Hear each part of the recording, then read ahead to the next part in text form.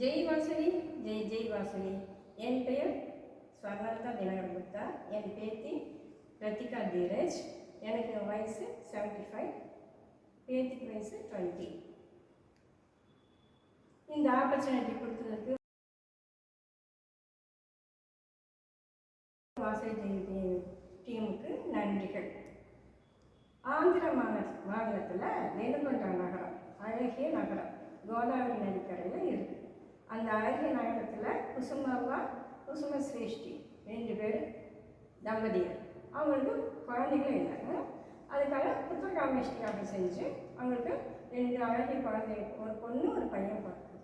பொண்ணு பேர் வாசலி கன்யா பரமேஸ்வரி தேவியோட வாசலி அன்னை வாசலி தேவி. பையன் பேர் வந்து விருப்பாட்சகன். புத்திரபாகியம் வந்ததும் இவங்க அந்த குழந்தைகளை நல்லா வளர்க்குறாங்க. 2 பேரும் ரொம்ப திறமைசாலியாக இருக்காங்க. 1964 தெரிஞ்சு வச்சுருக்காங்க. தெரிஞ்சு வச்சுக்கிட்டு அவங்க அது வாசலி அன்னை சாட்சாத் பரமேஸ்வரி நம்பிக்கை தான், பார்வதி தேவி தான். வாசலி தேவிக்கு அம்பிகை தான், பார்வதி தேவி தான் வாசலி தேவியாகவும், நந்தி தேவர் விருப்பாட்சகன் அவங்க அண்ணனாகவும் பிறக்கிறாங்க 2 பேரும். அவங்க வாசலி ஜெயந்தி கொண்டாடுறோம் இல்லைங்களா? இன்னைக்கு வாசலி ஜெயந்தி. அதனால் வாசலி ஜெயந்தி உலகமே அன்னை வாசலிக்காக ரொம்ப பிரார்த்தனை பண்ணுறாங்க, ரொம்ப விசேஷமாக கொண்டாடுறாங்க. இளமை, அதாவது சின்ன வயசுலேருந்தே அன்னை என்னென்ன ஆயக்கலைகள் 64 கற்றார். அவருடைய குலகுரு பாஸ்கராச்சாரியார். அவங்க இவங்க இவ்வளோ திறமையாக இருக்கும்போது அவங்களே பாராட்டினாங்க இவங்களெல்லாம். அந்த காலத்தில் விஷ்ணுவர்தன மகாராஜ் ஒரு பருவத்துக்கு வந்துடுறாங்க. அப்போ பக்கத்து நாட்டில் மகேந்திரபுரம், அந்த மகேந்திரபுரத்தில் விஷ்ணுவர்தன மகாராஜா இருக்கார். அவர் என்ன செய்கிறாரு? அவர் திக்விஜயம் போய் எல்லாமே எல்லாம் கைப்பற்றிட்டு நாட்டை கைப்பற்றிட்டு பெனுகொண்டா வராரு. பெனுகொண்டாவில் இருக்கும்போது குசும சிரேஷ்டியை அவங்க அவரை ராஜாவை வரவேற்கணும்னா வரவேற்று தான் அவருக்கு ரொம்ப சந்தோஷம். எல்லாமே அரண்மனை, அவருடைய குடும்பம் எல்லாம் பார்த்துட்டு இருக்கும்போது வாசலி தேவி அங்கே நிற்கிறாங்க. இந்த பொண்ணு இவ்வளோ அழகாக இருக்கு, யாருன்னு கேட்கும்போது என் மகன் தான் அப்படின்னு சரி சொல்லிட்டு அவரோட தங்குற இடத்துக்கு போல அவருக்கு அந்த பொண்ணு மேலேயே ஞாபகமாக இருக்கு, எப்படி இந்த பொண்ணை கல்யாணம் பண்ணிக்கணும்னு சொல்லிட்டு சரி அவருடைய மந்திரி அனுப்பிச்சு இது மாதிரி இவங்க குழந்தைய நான் கல்யாணம் பண்ணிக்கிறேன் அப்படின்னு சொல்கிறாங்க. சரி நம்ம போய் சொல்லும்போது அவர் என்ன சொல்கிறார்? ராஜாவுக்கு கேட்கும்போது அவர் குசும சிரேஷ்டி, நான் பதில் சொல்கிறேன் உங்களுக்கு, எங்கள் குலத்தில் எல்லாம் ஆலோசனை பண்ணிட்டு சொல்கிறேன்னு சொல்கிறாங்க. சரின்னு சொல்லிட்டு அதே மாதிரி ஆலோசனை பண்ணும்போது எல்லாம் எதிர்க்கிறாங்க.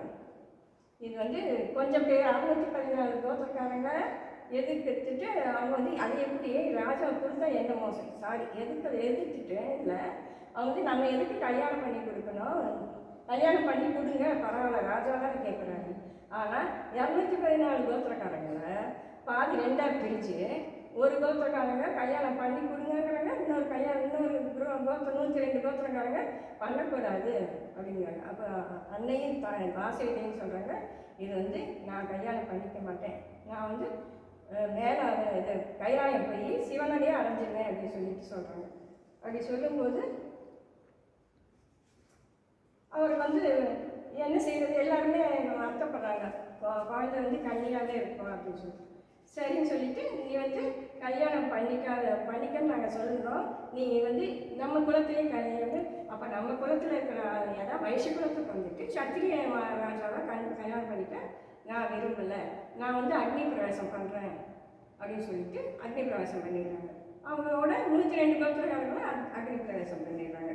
பண்ணும்போது எல்லாம் ஒரே அலுவலாக இருக்குது. அப்புறமே பார்த்துட்டு அக்னியிலிருந்து சாட்சாத் தேவி துர்கா, அஷ்டபுஜம் தாங்கி துர்கா தேவியாக எல்லாத்துக்கும் காட்சி தந்துட்டு எல்லாரும் சந்தோஷமாக இருங்க, எதுக்குமே கலங்காதீங்க.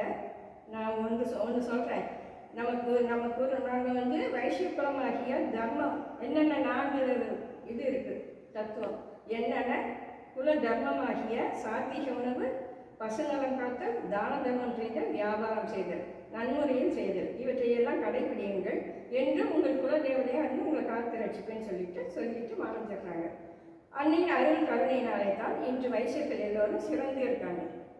எல்லாம் வைசியனாக பெருமைப்படணும் வைசியா அப்படின்னு சொல்லிட்டு.